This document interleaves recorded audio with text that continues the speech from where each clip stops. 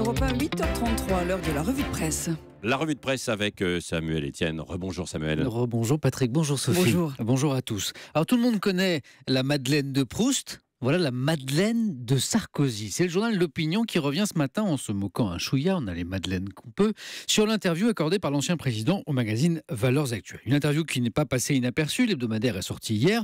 Et ce matin, chaque quotidien, ou presque, y va de sa petite analyse. Oui, alors on en parlait tout à l'heure, d'ailleurs on recevait Exactement. effectivement un journaliste, un éditorialiste de Valeurs Actuelles. Et vous auriez pu en parler aussi avec M. Philippot, puisque... Oui, nous l'avons évoqué aussi. C'est lié. De quelle Madeleine s'agit-il ? Oui. Eh bien de cette ancienne électrice de Sarkozy, dont la voix est passée au FN, justement, et dont le témoignage a manifestement touché l'ancien président, à tel point qu'il a lancé un appel aux millions de Madeleines, alors pas toutes les Madeleines de France, bien sûr, mais tous ces électeurs passés de la droite à l'extrême droite. Sarkozy tend la main aux électeurs du FN, titre la Dépêche du Midi, ou, comme le dit encore l'Opinion, la même tentative de siphonnage des voix du FN qui avait si bien marché en 2007. Ce que Marianne, dans son dernier numéro, sorti ce matin, qualifie de drague lourdingue. Marianne, qui fait la même analyse que Libération, le problème n'est pas que Sarkozy tente de faire revenir les électeurs du FN dans le giron de la droite républicaine, ce sont les moyens qu'il utilise, les mots qu'il emploie. Par exemple, quand il évoque cette Afrique qui va passer d'1 milliard d'habitants à plus de 2 milliards dans 30 ans avant d'enchaîner, induisant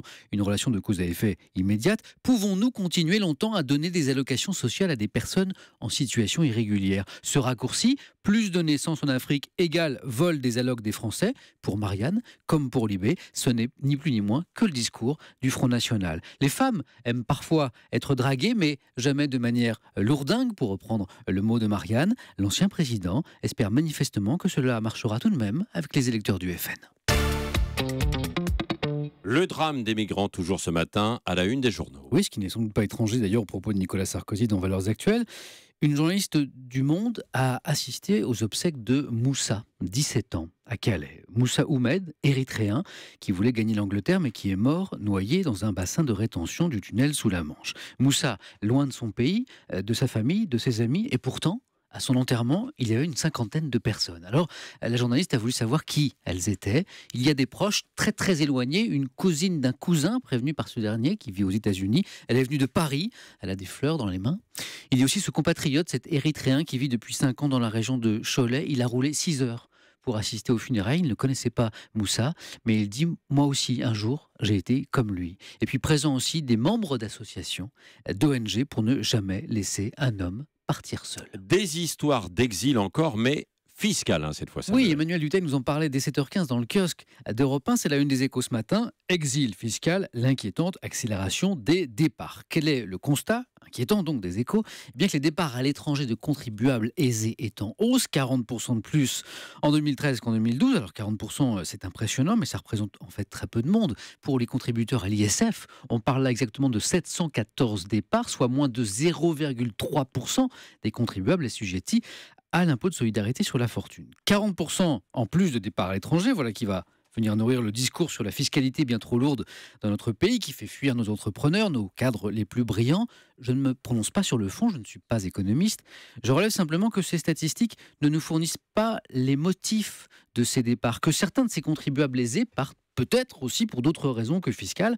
Par exemple, pour une opportunité de travail, ce qui ne serait pas surprenant quand on sait que les Français sont de plus en plus mobiles et que pour la jeune génération, partir travailler à l'étranger n'a rien d'extraordinaire. Je relève aussi que ces statistiques ne prennent pas en compte le retour en France de contribuables aisés. Ce chiffre net, celui-là, serait autrement plus significatif. Et puis une dernière remarque, sur cette année 2013, si le nombre de départs de contribuables aisés est effectivement en hausse de 40%, celui des assujettis à l'ISF n'augmente lui que de 15%. Les chiffres devraient être beaucoup plus proches si on ne partait que pour des raisons fiscales. Je ne dis pas que la pression fiscale en France n'est pas trop importante, ni le contraire d'ailleurs. Je dis seulement qu'il faut toujours prendre les chiffres avec prudence. Et à propos de chiffres, cette fois des histoires de gros sous, mais c'est de football qu'il s'agit. Oui, car la reprise du championnat de Ligue 1, vous en parliez à l'instant, et partout à la une de vos journaux ce matin, du Parisien, de Libération, des Échos, même dans la presse régionale. C'est un vrai festival, chacun y va de son petit mot d'encouragement pour l'équipe locale. Est éclair à 3, les stacks d'attaque pour la Ligue 1, le Courrier Picard, top départ ce soir pour l'Amiens Sporting Club, le Courrier de l'Ouest, les 6 matchs à ne pas manquer du SCO. Le SCO, c'est le club d'Angers, bien sûr. Je m'arrête là, j'ai plein d'encouragements comme ça pour l'équipe du coin. d'autant qu'a priori ça ne sert pas à grand-chose, puisqu'à la fin c'est le PSG qui gagne. Pour le Parisien, Paris est trop fort pour la Ligue 1. Le patron de l'Olympique lyonnais, Jean-Michel Aulas, et ça c'est énorme quand même, avoue lui-même que la première place est déjà jouée. Idem dans l'équipe. Dans son édito, Vincent Duluc estime qu'une seule question vaille la peine d'être posée. Cette question, c'est qui va être deuxième? Oui, petite précision, Amiens, c'est parce qu'il y a la reprise aussi dans toutes les autres divisions. Amiens n'est toujours pas en Ligue 1. Voilà, pour terminer, ces prénoms qui n'en sont pas. Passionnante enquête, Patrick, dans le dernier numéro du magazine M sur ces prénoms, en effet, qui n'en sont pas. Tous ces prénoms inventés par les parents d'aujourd'hui pour que leur rejeton se distingue absolument du petit voisin. Alors ça donne Clafoutis, ça donne Mangabi, Eva Luna. Ah, Clafoutis, oui. Et aujourd'hui, et le chiffre est étonnant, un bébé sur 10 naît avec un prénom qu'il est le seul à porter. Ce n'était le cas que de 0,4% des enfants en 1950. Alors le choix vraiment audacieux aujourd'hui, en fait, serait plutôt d'appeler son enfant Thierry, Pascal, Patrick, Marie, Sophie. Voilà. Alors il y a deux raisons. Alors d'abord, il y a la loi de 1993 qui a beaucoup assoupli le choix du prénom, tant qu'il n'est pas préjudiciable à l'enfant. Enfer, ça n'est pas possible. Nutella a également été retoqué par la justice.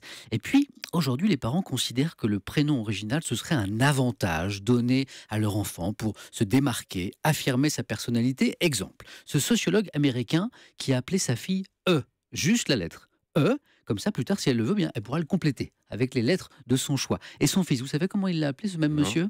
Eh bien, il l'a appelé Yo Xing Eino Augustus Einer Alexander Weisner Knuckles. Ah oui, c'est facile à dire. Oui. Alors, c'est un prénom tellement ridicule, estime-t-il lui-même, que son fils, confronté aux moqueries plus tard, va forcément développer un caractère fort. Ça, c'est son analyse. Ce matin, très officiellement, Patrick, je voudrais remercier mes parents, je les embrasse très fort au passage, de m'avoir appelé Samuel, juste Samuel.